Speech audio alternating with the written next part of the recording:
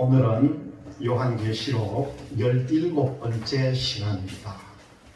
지난 시간에는 우리가 네 말의 권세에 대해서 알아봤습니다. 흰 말의 권세, 붉은 말의 권세, 그리고 검은 말의 권세, 그 다음 아롱진 말의 권세까지 알아봤습니다. 오늘은 네 천사가 땅 네 모퉁이에 선 것을 보니라는 제목으로 말씀을 이어갈까 합니다. 먼저 요한계시록 7장 1절에서부터 8절의 말씀을 보시겠습니다. 이 일 후에 내가 네 천사가 땅 네 모퉁이에 선 것을 보니 땅의 사방에 바람을 붙잡아 바람으로 하여금 땅에나 바다에나 각종 나무에 불지 못하게 하더라. 또 봄에 다른 천사가 살아계신 하나님의 인을 가지고 해 돋는 데로부터 올라와서 땅과 바다를 해롭게 할 권세를 얻은 네 천사를 향하여 큰 소리로 외쳐 가로되 우리가 우리 하나님의 종들의 이마에 인치기까지 땅이나 바다나 나무나 해하지 말라 하더라. 내가 입맞은 자의 수를 들으니 이스라엘 자손의 각 지파 중에서 입맞은 자들이 14만 4천이니 유다 지파 중에 입맞은 자가 1만 2천이요 루벤 지파 중에 1만 2천이요 갓 지파 중에 1만 2천이요 아셀 지파 중에 1만 2천이요 납달리 지파 중에 1만 2천이요 므낫세 지파 중에 1만 2천이요 시므온 지파 중에 1만 2천이요 레위 지파 중에 1만 2천이요 이사갈 지파 중에 1만 2천이요 스불론 지파 중에 1만 2천이요 요셉 지파 중에 1만 2천이요 베냐민 지파 중에 입맞은 자가 1만 2천이라. 이스라엘 자손의 각 지파 중에 입맞은 자가 14만 4천입니다. 이것은 여러분 이스라엘 백성에게만 해당된다는 사실이죠. 이것이 분별이 안 되어서 이 숫자를 상징적인 숫자로 풀이하는 사람들이 참 많습니다. 계시록 7장에서 이스라엘 각 지파별로 1만 2천씩을 인을 치는데 이 말씀대로 문자적으로 이스라엘 나라에 인을 치는 것으로 보면 됩니다. 말씀 가운데 보면은 이 가로되 우리가 우리 하나님의 종들의 이마에 인치기까지, 이 하나님의 종들이면은 일반적으로 주의 종 목사님을 먼저 생각하게 됩니다. 그런데 이스라엘 백성들이 하나님의 종인 줄을 까맣게 잊어버렸다는 것이요. 계시록 7장 1절에서 8절까지 말씀은 이스라엘 백성들이 세계로 흩어져 있는데 아직도 고향 땅에 돌아오지 못한 백성들이 얼마나 많은지 모릅니다. 그들이 다 고향 땅 자기 고토로 다 돌아가면서 이루어질 성취가 바로 계시록 7장 1절에서 8절까지 말씀입니다. 그리고 이어지는 계시록 7장 9절에서 17절까지는 이 일이 있은 후에 내가 보니 각 나라와 족속과 백성과 방언에서 아무라도 능히 셀 수 없는 큰 물이다. 그렇게 말씀이 나옵니다. 전 세계에서 예수 그리스도를 믿고 있는 성도들을 말합니다. 이들은 이미 세계에서 예수 그리스도를 믿게 되므로 인침을 받은 후에 신앙하면서 지었던 모든 죄를 큰 환난을 거쳐서 깨끗하게 회개가 되었다는 거죠. 하면서 구원받은 것을 설명을 하고 있습니다. 구원받은 사람들이 14만 4천인만 아니고 14만 4천인은 누구에게 해당되는지 우리는 분별을 해야 합니다. 이것은 바로 이스라엘 백성들에게만 해당이 된다는 거죠. 어떤 사람들은 질문하기를 이스라엘 백성들 14만 4천이만 구원받고 그러면 나머지는 구원받지 못합니까? 그렇게 말하는데 그렇지 않다는 거예요. 계시록 11장에 보면은요, 두 증인이 나와서 1260일 동안 이스라엘 나라에서 복음을 전파하는데 거기는 숫자가 나와 있지 않고 있기 때문에 얼마나 많은 사람이 구원받는지 모릅니다. 그러나 왜 14만 4천인만 인을 쳐야 됩니까? 이렇게 질문할 수도 있습니다. 그 말씀은 계시록 17장 15절에서 그 비밀의 뜻을 설명하기도 하고, 먼저 이스라엘 백성들에게 각 지파별로 1만 2천인씩 인치는 것이 언제 이루어지는 것인가를 우리가 찾아보겠습니다. 본문 계시록 7장 1절 말씀을 다시 봅니다. 이 일 후에 내가 내 천사가 땅 네 모퉁이에 선 것을 보니 땅에 사방의 바람을 붙잡아 바람으로 하여금 땅에나 바다에나 각종 나무에 불지 못하게 하더라. 바람을 불지 못하게 한다는 것은 전쟁을 하지 못하게 한다는 뜻입니다. 내 천사가 땅 네 모퉁이에 섰다는 곳이 어디냐 하면은요, 여러분 지구는 둥글다고 생각하는데 네 모퉁이라고 하니까 이해를 못할지도 모릅니다. 이것은 어디를 말하느냐 하면은 이스라엘 나라에게 하나님께서 유업으로 나누어 준 땅 네 모퉁이를 말한다는 거죠. 그 말씀을 우리가 나중에 창세기 15장에서 하나님께서 아브라함에게 너희 후손들이 애굽 땅에 갔다가 너희들이 돌아올 때 애굽 강에서부터 유브라데 강까지 그 땅을 주실 것이라 그렇게 말씀합니다. 창세기 15장 18절에서 21절까지를 보면은 여러분이 지도상으로도 알 수 있는 것 같이 딱 직사각형으로 남쪽에는 애굽 땅이고 북쪽이라는 유브라데 강까지, 그리고 서쪽에는 지중해 바다가 있고 동쪽에는 요단강의 경계, 이렇게 딱 직사각형이 됩니다.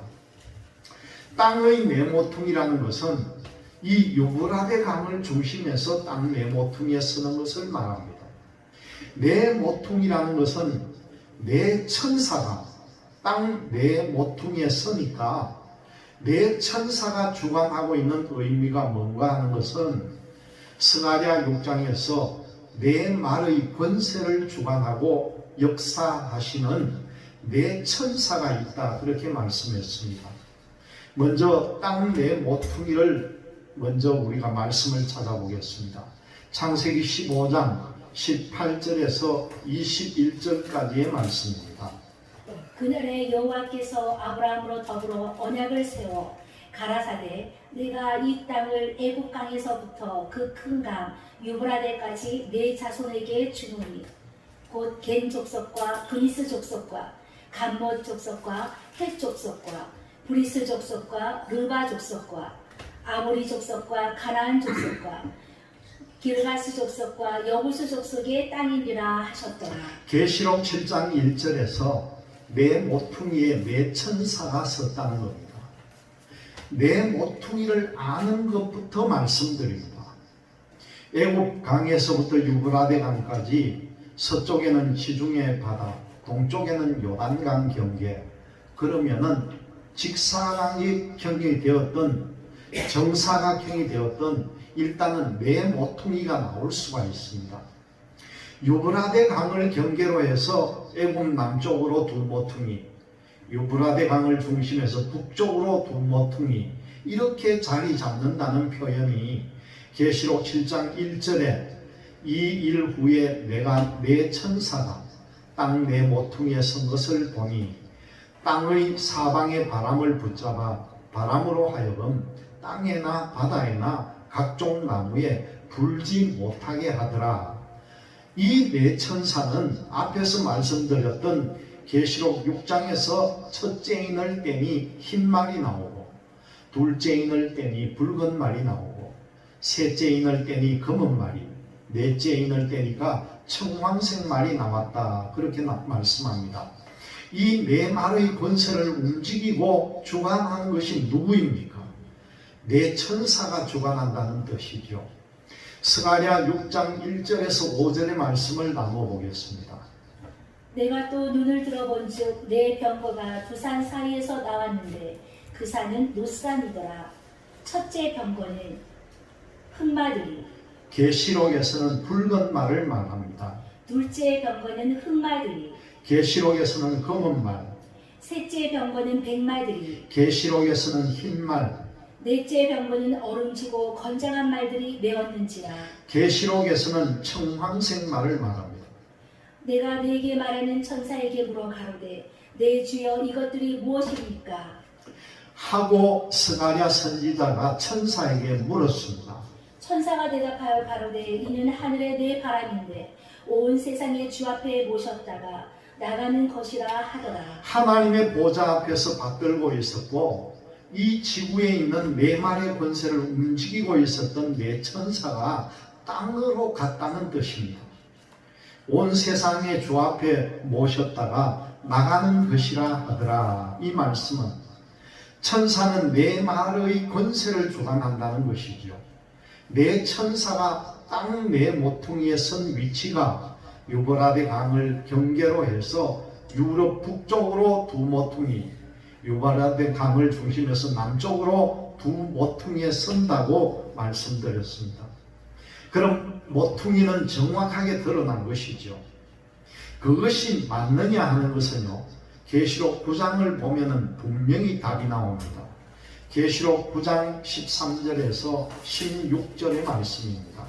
여섯째 천사가 나팔을 불매 내가 들으니 하나님 앞 금단 네 풀에서 한 음성이 나서 나팔 가진 여섯째 천사에게 말하기를 큰 강 유브라데에 결박한 네 천사를 놓아주라 하매. 계시록 7장 1절에서 네 모퉁이의 천사가 섰다고 했습니다. 여기서 밝혀진 것이 유브라데 강입니다. 성경을 입체적으로 맞춰놓고 보면 맞다, 틀린다, 인정이 될 수가 있다는 거죠. 네 천사가 놓였으니 이것은 전쟁을 하는 것입니다. 네 천사가 네 말의 권세를 붙잡고 있으면요, 전쟁이 나지를 않습니다. 전쟁을 하라고 놓아주면 그때 전쟁을 합니다.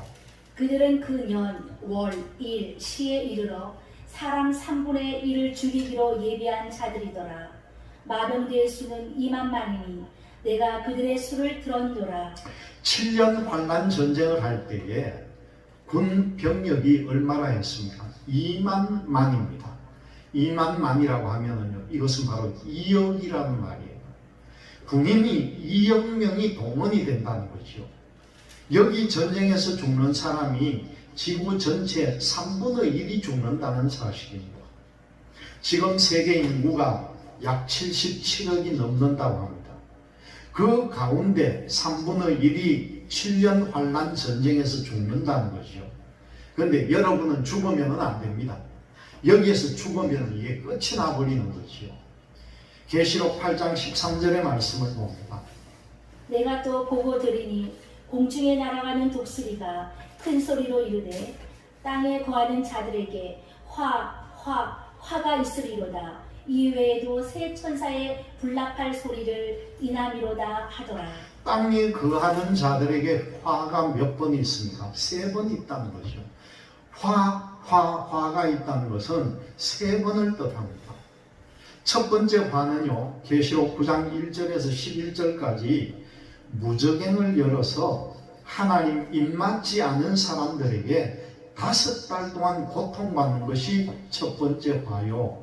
두 번째 화는 계시록 9장 13절에서 21절까지 유브라데 강에 결박한 네 천사를 놓아주라 해서 땅의 사람들이 3분의 1이 죽는 것이 두 번째 화요.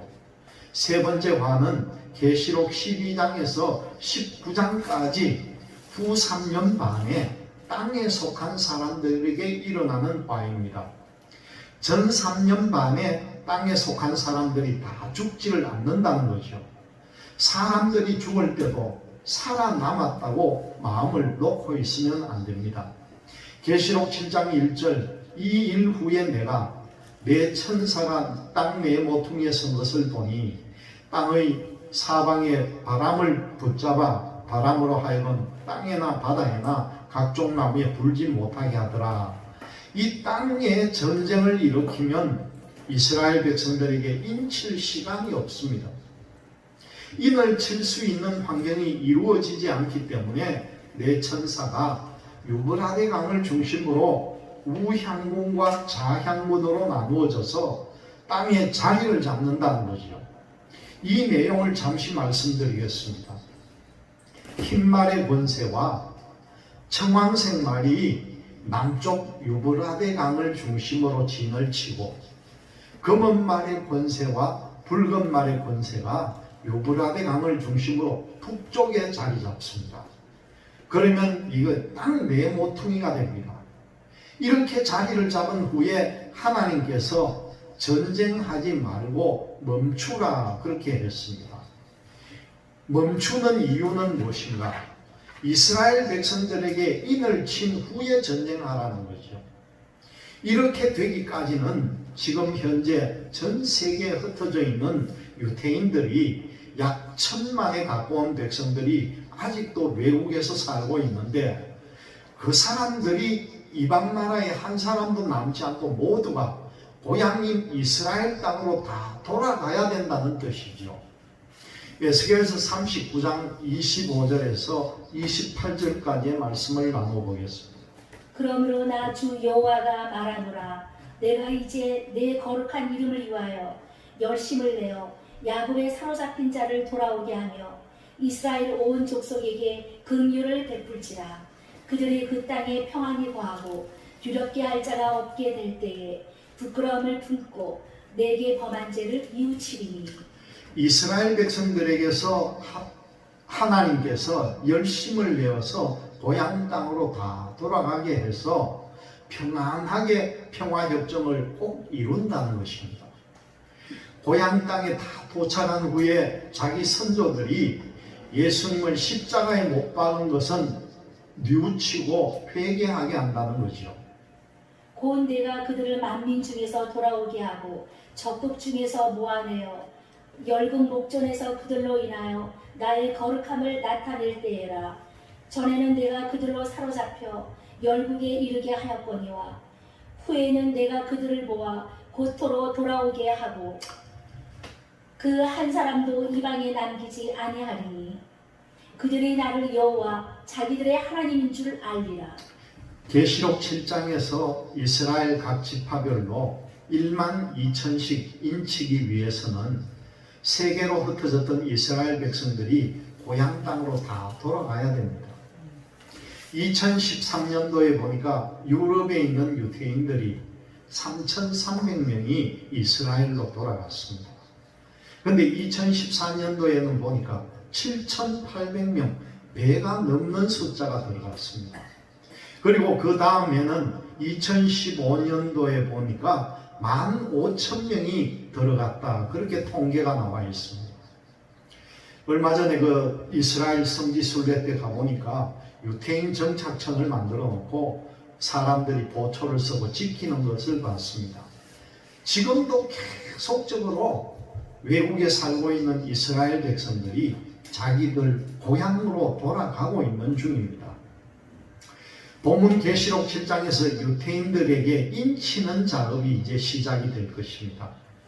그런데 이스라엘 백성들이 아직도 하나님의 아들 메시아가 오지 않았다고 기다리고 있는데, 일부에서는 예수 그리스도가 하나님의 아들 메시아라고 믿는 사람들도 있어서 구원을 받았지만은 아직도 이스라엘 전체가 거의 하나님의 아들 메시아는 아직 오지 않았다고 믿고 있는 거예요. 전 세계에서 일방인들이 믿는 이 예수는 이방인의 구세주라 그렇게 부를 정도입니다. 그들이 고향 땅으로 다 돌아가면 이방인들이 믿고 있는 예수 그리스도가 하나님의 아들 메시아라는 것을 알게 된다는 거예요. 그때. 그래서 인치는 작업이 계시록 7장에 14만 4천인이라는 겁니다. 그것이 맞는지 한번 확인을 해보겠습니다. 계시록 7장 2절에서 3절의 말씀입니다. 또 봄에 다른 천사가 살아계신 하나님의 인을 가지고 해 돋는 데로부터 올라와서 땅과 바다를 해롭게 할 권세를 얻은 네 천사를 향하여 큰 소리로 외쳐 가로되 우리가 우리 하나님의 종들의 이마에 인치기까지 땅이나 바다나 나무나 해하지 말라 하더라. 여기서 해놓는 데가 어디입니까? 이스라엘 땅에서부터 동쪽이면은 요단강 건너 동아시아 쪽이 전부 해돋는 지역입니다. 어떤 사람들은 이것을 우리나라라고 하는 사람이 많은데 그것은 하나의 소망일 뿐입니다. 여러분, 이 성경에는요, 대한민국이라는 표현이 전혀 없습니다. 그렇게 할 수 있는 부분적인 뜻은 될 수 있지만은 꼭 대한민국이다, 그렇게 생각하는 사람들이 있다는 겁니다. 그것이 좋다면은 좋겠지만은 성경은 그렇게 보면 안 된다는 거죠. 여기서 우리는 무엇을 알아야 합니까? 하나님의 종들이라면 그 종들이 누구인지를 알아야 한다는 거죠. 우리가 지금까지 하나님의 종들 하면은 목사님들로 생각했습니다. 그런데 여기서 하나님의 종들이라는 것은 이스라엘 백성들이 하나님의 종들이라는 거예요. 아브라함이 이삭을 낳고 이삭이 에서와 야곱을 낳고 야곱이 12아들을 낳은 후에 가나안 땅에 기근이 들어서 애굽 땅에 식량을 구하려고 왔다 갔다 하다가 어떤 일이 벌어졌습니까? 11번째 동생을 돈 받고 팔았습니다. 그런데 이 동생이 애굽 땅에 가가지고 총리가 되었습니다. 그것에 식량을 사려고 왔다가 요셉이 어떻게 했습니까? 너희들의 아버지가 아직 살아계시냐 물었습니다. 그때 살아계신다고 대답합니다. 그래서 이 요셉이 자기 아버지가 애굽 땅으로 모셔오도록 작전을 씁니다. 가나안 땅에는 기근이 들어서 애굽으로 내려가게 된 것이죠. 요셉이 처음엔 75명을 청했는데 70명의 군속이 애굽 땅으로 내려갑니다. 그리고 내려가서 요셉이 미리 가르쳐 준 대로 그 땅을 차지하고 들어갑니다. 바로 왕 앞에서 너희들이 애굽 땅 어디에 거하기를 원하느냐 그렇게 묻거들랑 우리 이스라엘 백성들이 본래 하는 일이 목축하는 업인데 애굽 사람들은 이 목축업을 가정하게 여기니까 우리는 풀이 많고 염소와 양을 키울 수 있는 고센 땅을 달라. 그렇게 하면서 요셉이 코치를 해주고 그 고센 땅을 얻어서 그때부터 이 70명의 백성들을 불어나기가 시작한 거죠. 이 70명의 백성들을 보고 성경에서는 하나님의 종들이다 그렇게 표현을 합니다. 창세기 46장 33절에서 34절의 말씀입니다. 바로가 당신들을 불러서 너희의 업이 무엇이냐 묻거든 당신들은 고하기를 주의 종들은 주의 종이나 하나님의 종들이나 같은 뜻이죠. 주의 종들은 어렸을 때부터 지금까지 목축하는 자이온데 우리와 우리 선조가 다 그러하니이다 하소서. 애굽 사람은 다 목축을 가증히 여기나니 당신들이 고센 땅에 거하게 되리이다. 요셉이 가르쳐준 내용이잖아요. 여기에서 이스라엘 백성들을 보고 말할 때 뭐라고 했습니까? 주의 종이라고 분명히 말하잖아요. 꼭 하나님의 종이라고 해야만 맞습니까? 그러면 이번에는 하나님의 종이라는 말씀도 우리가 한번 찾아보겠습니다. 창세기 50장 15절에서 17절의 말씀입니다. 요셉의 형제들이 그 아비가 죽었음을 보고 말하되 요셉이 혹시 우리를 미워하여 우리가 그에게 행한 모든 악을 다 갚지나 아니할까 하고 요셉에게 말을 전하여 가로되 당신의 아버지가 돌아가시기 전에 명하여 이르시기를 너희는 이같이 요셉에게 이르라 내 형들이 내게 악을 행하였을지라도 이제 바라건대 그 허물과 죄를 용서하라 하셨다 하라 하셨나니 당신의 아버지의 하나님의 종들의 죄를 이제 용서하소서 하매 요셉의 그 말을 들을 때에 울었더라. 여기에 나오는 하나님의 종이라는 게 누구입니까? 바로 이스라엘 백성들이잖아요. 이렇게 말하면 어떤 사람은요, 이 목사님, 그것은 12지파 족장들이 하나님의 종이죠. 그렇게 반문하는 사람이 있습니다. 이렇게 핑계를 잘 대는 거죠. 그러면 이스라엘 전체가 하나님의 종이라는 것을 우리가 한번 찾아봐야 됩니다. 우리가 고린도후서 1장 20절에서 22절의 말씀을 한번 찾아보겠습니다. 고린도후서 1장 20절에서 22절의 말씀입니다. 하나님의 약속은 얼마든지 그리스도 안에서 예가 되니 그런즉 그로 말미암아 우리가 아멘하여 하나님께 영광을 돌리게 되느니라.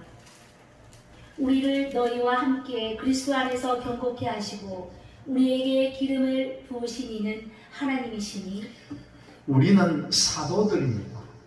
기름을 부었다는 것은 이 마가 다락방에서 성령의 기름을 부었다는 거죠.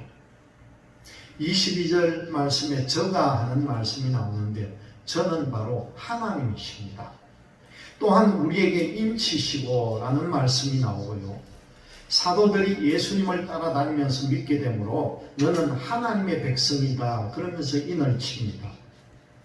그 말씀 뒤에 보니까 보정으로 성령을 우리 마음에 주셨느니라 그런 말씀이 이어 나오는데 하나님의 인이 뭡니까?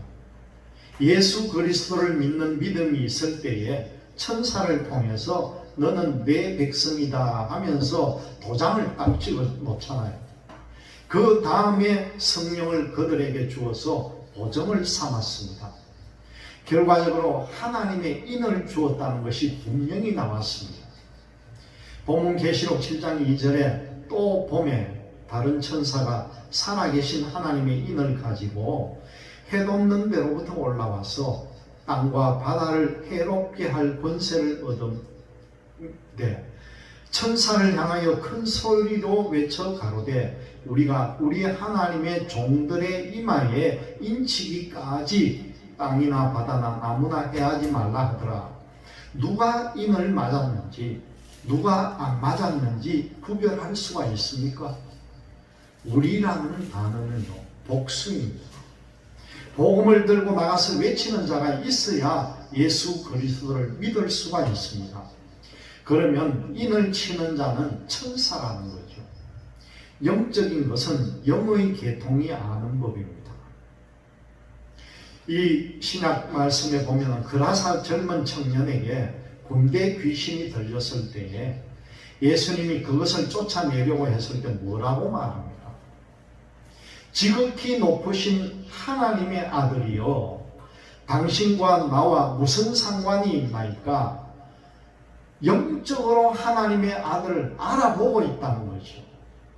귀신 들린 자도 아는 것처럼 천사들은 예수 그리스도를 믿는 믿음이 있는지 없는지를 확인하고 믿어지는 믿음이 생기면은 너는 내 백성이다 하고 도장을 꽉 친다는 겁니다. 에스겔서 9장 3절과 4절의 말씀입니다. 구름에 머물러 있던 이스라엘 하나님의 영광이 올라 성전 문지방에 이르더니 여호와께서 그 가는 베옷을 입고 서기관의 먹그릇을 찬 사람을 불러 이르시되 너는 예루살렘 성읍 중에 순행하여 그 가운데서 행하는 모든 가증한 일로 인하여 탄식하며 우는 자의 이마에 표하라 하시고 서기관의 먹그릇을 찬 사람이라는 것은 성경책을 들고 복음을 전하는 사람을 말합니다. 그리고 누가 표를 합니까? 천사가 복음 전하는 사람이 복음을 전할 때 그 중에 내가 잘 못 믿었다. 내가 하나님을 바르게 섬기지 못하고 우상을 섬겼다. 탄식하며 우는 자의 이마에 인을 친다는 거죠. 그러면 본문에서 각 지파별로 인을 치는 것을 누가 합니까? 천사가 하기 때문에 정확한 숫자를 맞출 수가 있다는 겁니다. 구약에서도 이마에 성령이 인치는 법이 있습니까? 없다는 겁니다. 이 말씀은 본문 계시록 7장에 적용되는 말씀입니다. 이스라엘 백성들이 고향 땅에 돌아온 후에 살아계신 하나님의 인을 가지고 해 돋는 데로부터 올라와서 사람도 올라오고 복음을 전하기 위해서 올라오고 복음을 전할 때에 탄식하며 우는 자에게 천사가 인을 친다는 거죠. 천사가 인을 치니까 각 지파별로 12,000씩 정확하게 칠 수가 있다는 겁니다. 오늘 본문 계시록 7장 3절에서 14절의 말씀을 나눠봅니다. 가로되 우리가 우리 하나님의 종들의 이마에 인치기까지 땅이나 바다나 나무나 해하지 말라 하더라. 내가 입맞은 자의 수를 들으니 이스라엘 자손의 각 지파 중에서 입맞은 자들이 14만 4천이니 분명히 이스라엘에게만 말했지 전 세계 예수 믿는 사람들에게 하는 말은 아니다는 거죠. 유다 지파 중에 입맞은 자가 1만 2천이요 루벤 지파 중에 1만 2천이요 갓 지파 중에 1만 2천이요 아셀 지파 중에 1만 2천이요 납달리 지파 중에 1만 2천이요 므낫세 지파 중에 1만 2천이요 시므온 지파 중에 1만 2천이요 레위 지파 중에 1만 2천이요 이사갈 지파 중에 1만 2천이요 스불론 지파 중에 1만 2천이요 요셉 지파 중에 1만 2천이요 베냐민 지파 중에 입맞은 자가 1만 2천이라. 여기에 보면 단 지파 멸망의 원인을 설명을 드리겠습니다. 여기에 보면 단 지파가 빠지고 그 대신에 므낫세 지파가 들어가 있습니다. 만약에 상징적인 숫자라고 한다면은 그냥 단 지파를 넣어놔도 됩니다. 그런데 왜 단 지파가 빠지고 므낫세 지파가 들어갔는지 우리가 추적을 해봐야 됩니다. 지금까지 유대인들이 전 세계로 흩어져 살고 고향 땅으로 돌아가서 살고 있는 사람도 있는데 단 지파의 시족이 있느냐는 거죠. 지금까지 신학자들이 연구한 결과에도 없고 성경 어디에도 보면은 단의 족속은 없습니다. 그러면 이스라엘 백성들이 가나안 땅에 들어가서 그 땅을 제비 뽑아 분배를 받았습니다. 그런데 단 지파는 분배받은 땅을 차지하지 못하고요. 50년 동안 어설프게 싸우다가 그리고 산꼭대기로 올라가 있다가는 50년 후에 또 그 자기 땅을 분배해준 땅을 차지하지 못하고 그만 납달리 지파가 있는 그 끝부분에 가서 라이스라고 하는 성을 침범하고 그 성에서 단 지파의 후손을 이어가다가 시족이 멸하게 되는 것이 성경에 나타난다는 거죠.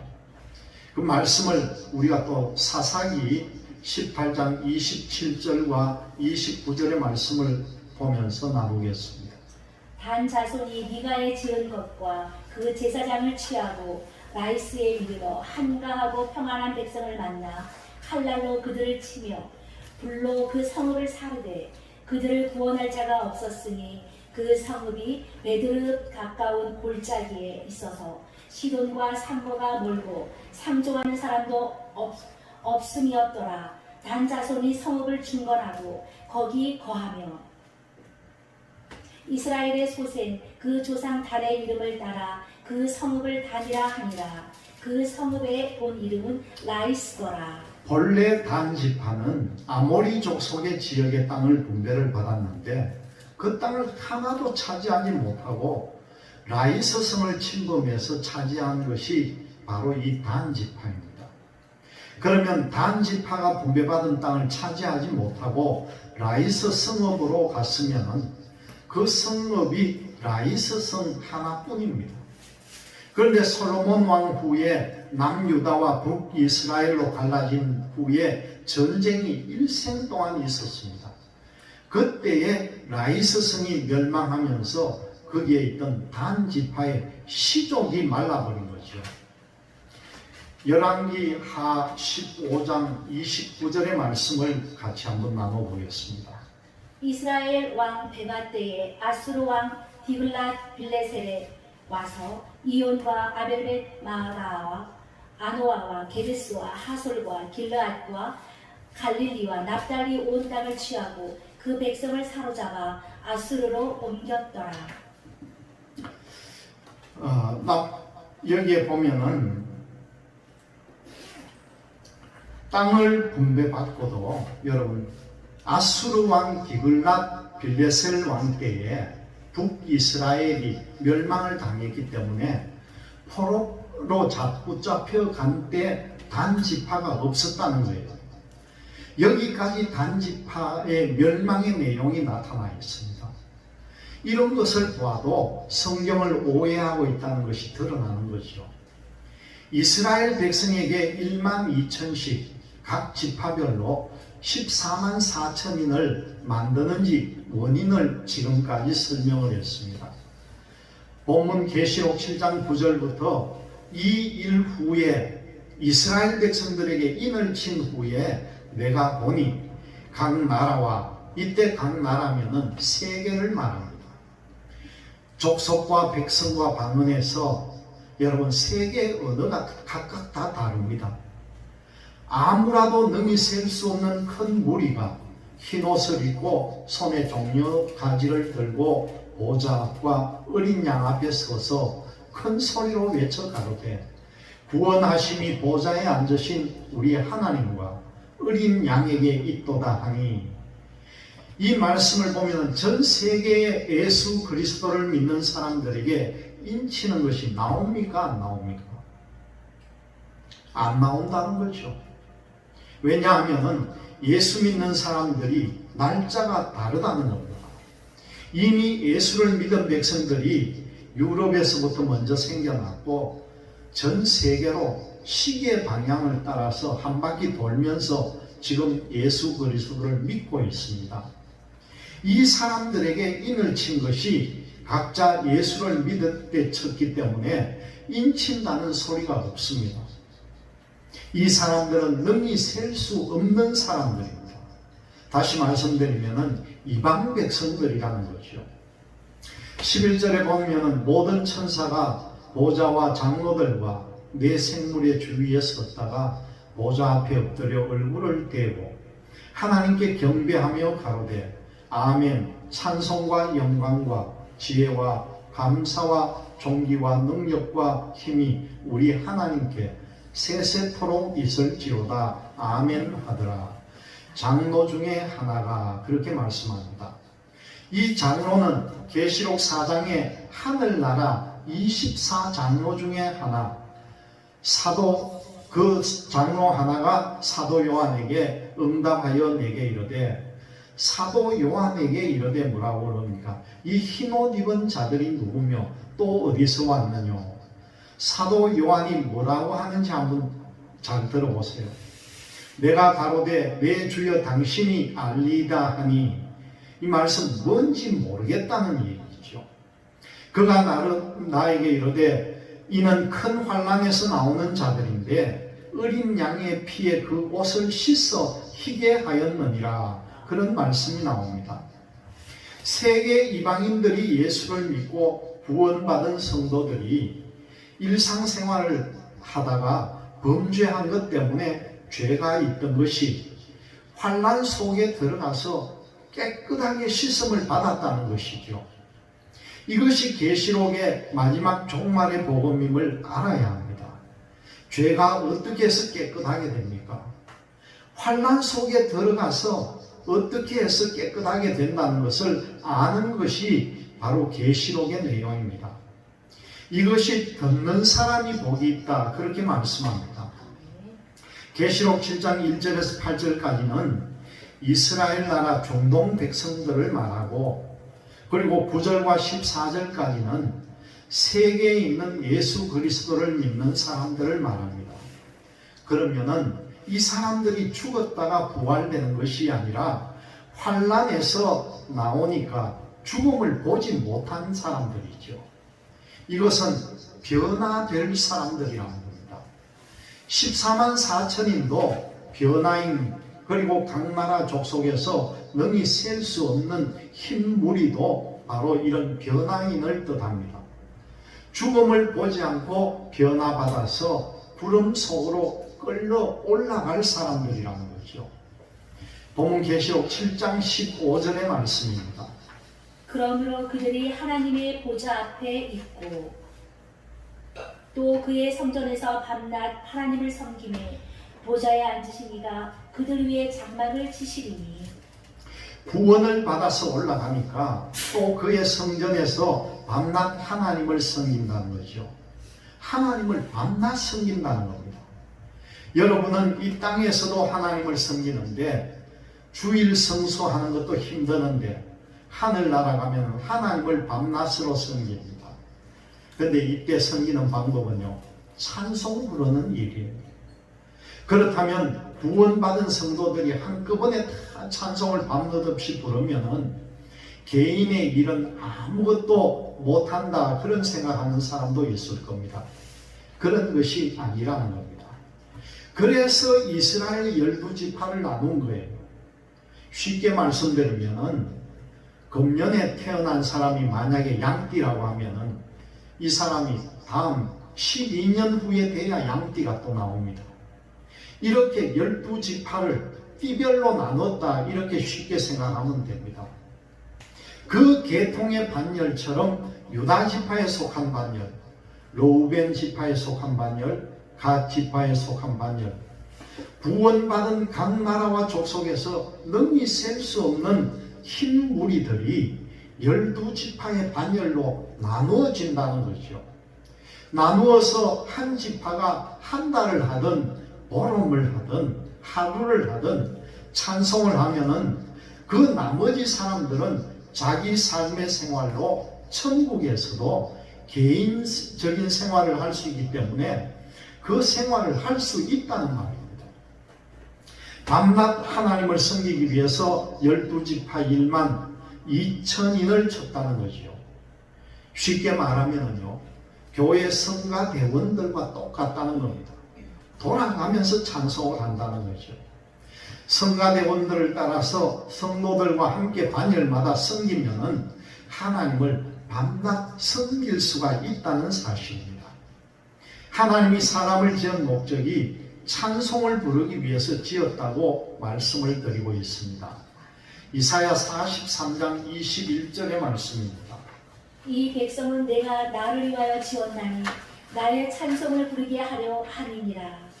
이스라엘 백성들을 내가 그들을 지었나니 하나님이 창조했다는 것이죠. 나의 찬송을 부르게 하려 함이라. 이제는 계시록 7장에서 궁금했던 것이 다 풀려지기 시작했습니다. 그래서 하나님이 이스라엘 백성들에게만 1만 2천 명씩 인을 치는데 이것은 여러분 상징적인 숫자가 아니라는 걸 꼭 기억하시기를 바랍니다. 그리고 목사들에게 인치는 것은 더더욱 아니라는 거예요. 어떤 목사들은 이걸 가지고 장난을 합니다. 그래도 아직도 14만 4천이 풀리지 않고 난제라는 거죠. 지금까지 요한계시록에서 14만 4천을 들고 나온 사람들 중에 이단 소리 안 들은 사람이 별로 없습니다. 구원받은 성도만 하나님을 밤낮 섬긴다는 사실을 꼭 기억하시기를 바랍니다. 본문 계시록 7장 15절에서 17절의 말씀을 나눠보겠습니다. 그러므로 그들이 하나님의 보좌 앞에 있고 또 그의 성전에서 밤낮 하나님을 섬기매 보좌에 앉으신 이가 그들 위에 장막을 치시리니. 장막은 이스라엘 백성들이 광야에 있을 때 그 장막을 말합니다. 우리가 영원토록 살게 될 새 예루살렘에 가면요, 계시록 21장과 22장에서 하늘에서 내려오는 장막으로 덮어집니다.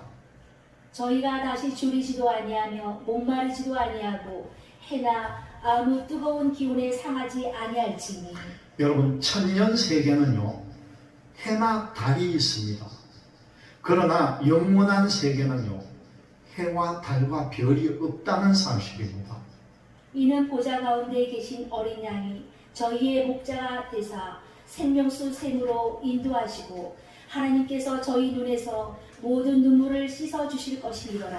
세상을 사는 동안에 너희들이 얼마나 괴롭고 힘들었느냐, 눈물을 흘리면서 전도도 하고 했지 않았느냐, 내가 네 그 눈물을 다 닦아주겠다, 이 말씀이에요. 그러면은 이스라엘 백성 14만 4천인만 구원받느냐? 그것은 아니라고 분명히 말씀을 드렸습니다. 그러면은 언제 가서 또 구원을 받느냐? 그 내용을 계시록 11장 1절에서 4절의 말씀을 통해서 나눠보겠습니다.